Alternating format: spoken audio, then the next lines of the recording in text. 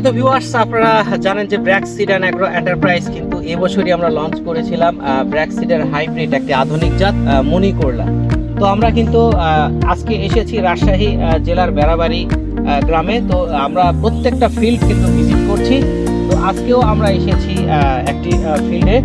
তো শুরুতেই আমরা এসে লক্ষ্য করলাম যে এই যে দেখেন এখানে গিটগুলো কিন্তু একেবারে কাছে কাছে এবং প্রত্যেকটা গিটে কিন্তু ফল দেখা যাচ্ছে। মানে এইখানে একটা নোট, এখানে একটা নোট, এইখানে একটা নোট, প্রত্যেকটা নোটেই কিন্তু ফল আছে। পাশাপাশি এই ফলের এবারের সাইজ কিন্তু একই রকম।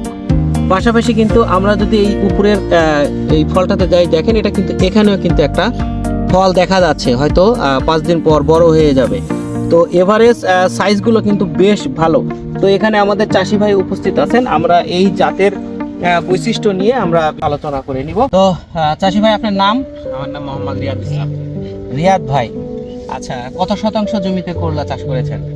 এটা পুরো 1 বিঘা মাটি, এর ভিতর এটা আছে আপনার 7 কাঠা। 7 কাঠা। কি জাতের করলা চাষ করেছেন? এটা ব্র্যাক সিডের মনি। ব্র্যাক সিডের মনি।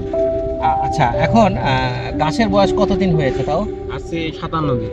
57 দিন। কতবার উঠাইছেন? একবার উঠাইছি এবং আগামীকাল উঠাইবো। প্রথম হারভেস্টে কত কেজি উঠাইতে পারছেন? 40 কেজি আসছে। 1 মণ?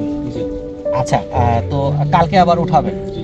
তো এখন এই 57 দিনে আপনার কাছে কেমন মনে হচ্ছে এই আমাদের ব্র্যাক সিডের মনি করলা? মানে যতদিন ধরে করলা চাষ করি, মানে সর্বোচ্চ পারফেক্ট এবং গিটে গিটে মানে কোনো জ্বালামের নাই, কোনো হরমোন নাই, মানে কোনো সমস্যা নাই, লাল জ্বালার কোনো সমস্যা নাই, মানে কোনো ক্যাট নাই, মানে একদম পারফেক্ট। ভালো লাগছে আপনার? জি।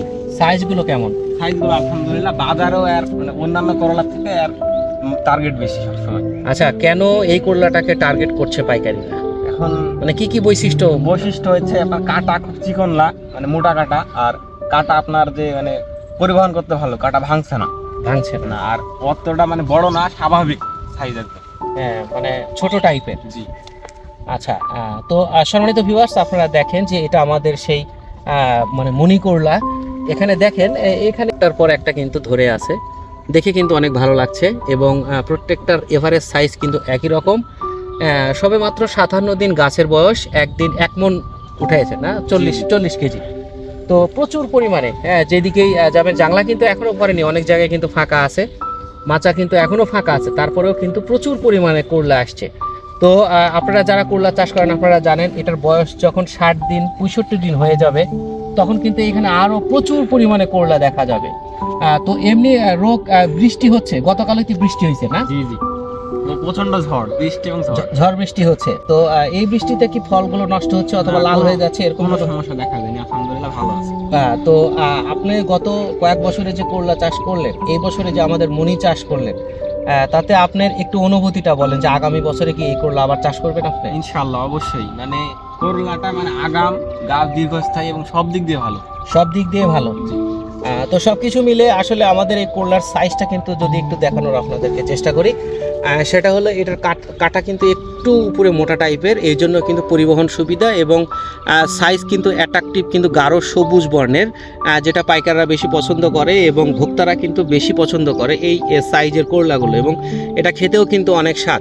পাশাপাশি কিন্তু গাছগুলো সবেমাত্র বড় হওয়া শুরু করেছে এবং গাছে কোনো রোগ আমরা কিন্তু দেখছি না।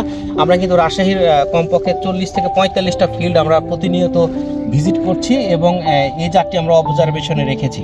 তো সেক্ষেত্রে দেখা যাচ্ছে যে আসলে যতগুলো করলার জাত আছে সব চাইতে আগাম এবং ফলের সাইজ ভালো এবং এটা ধরছেও বেশি এবং আগাম চাষিরা বিক্রি করতে পারছে ভালো দামে। তো সব কিছু মিলে আমরা মনে করছি যে আগামী বছরে ব্র্যাক সিড অ্যান্ড অ্যাগ্রো এন্টারপ্রাইজের এই মনি করলা একটি পপুলার জাত হিসেবে সারা বাংলাদেশে পরিচিতি লাভ করবে। ধন্যবাদ সবাইকে। তো সম্মানিত কৃষক ভাইয়েরা, আপনারা দেখলেন যে আমাদের মনি করলার পারফরমেন্স কেমন হচ্ছে। তো রাজশাহীর যারা চাষি আছে, আমি গত 3-4 বছর কিন্তু এই জিনিসটা লক্ষ্য করে দেখেছি যে প্রতি বছরই কিন্তু অতিরিক্ত তাপমাত্রায় করলা কিন্তু ভাইরাসে আক্রান্ত হচ্ছে, পাশাপাশি কিন্তু এর মাথাগুলো নষ্ট হয়ে যাচ্ছে, ফলে জাংলা ওঠার পূর্ব মুহূর্তেই কিন্তু গাছগুলো নষ্ট হয়ে যাচ্ছে, চাষিরা কিন্তু ব্যাপকভাবে ক্ষতিগ্রস্ত হচ্ছে। বিগত বছর কিন্তু আমরা দেখে আসছি। তো এই বছরে আমরা এই করলা দিয়েছিলাম এবং চাষি ভাইয়েরা কনফিডেন্টলি চাষ করেছিল এবং দেখেন অ্যামাজিং একটি পারফরমেন্স কিন্তু আমরা বর্তমানে দেখতে পাচ্ছি। তো চাষি ভাইয়ের আলোচনাও আমরা কিন্তু দেখলাম যে এখানে কিন্তু হিট টলারেন্স একটি জাত, অতিরিক্ত তাপমাত্রা কিন্তু সহ্য করতে পারবে, অতিরিক্ত বৃষ্টি কিন্তু সহ্য করতে পারবে। গতকালও কিন্তু এখানে ঝড় বৃষ্টি হয়েছে।